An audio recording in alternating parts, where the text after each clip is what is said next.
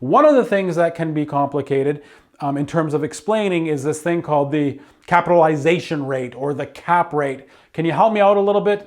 What does that mean, the cap rate, and why is it important? Yeah, no problem, Rob. Oftentimes you hear people say a cap rate for an area. So, they say Hamilton has a cap rate of 5%, and you're trying to figure out what that means exactly. And really, basically, the actual math of it is the net operating income divided by the purchase price. Now, right away, people go, okay, well, one sec. What is net operating income?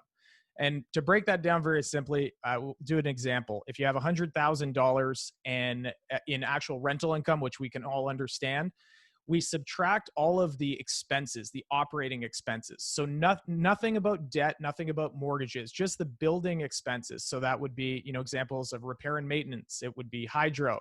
It would be accounting.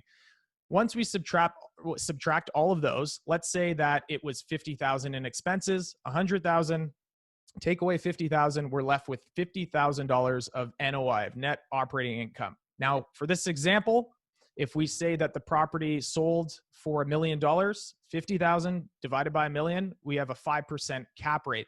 Now, that is just one data point in an area. What happens is over the years, different assets get sold multiple times, 5%, 4%, 6%. And what comes out of all that is an average cap rate for an area, so that we know, Rav, if we see a property that's underwritten at a 3% cap rate, it might be a little too expensive. We might be thinking we're not getting a great deal on it. And it might be true because we're using a comparable cap rate within an area. And that's really as simple as it gets. NOI divided by price. Okay, so that's yeah, thank you. So you said NOI, that's the net operating income after, it's what's left after all my expenses of all the rent that's coming in. So I'm left with, in your example, 50K. I divide that by what we're told the value is. And so that's $1 million. And so then that equals the cap rate of 5%.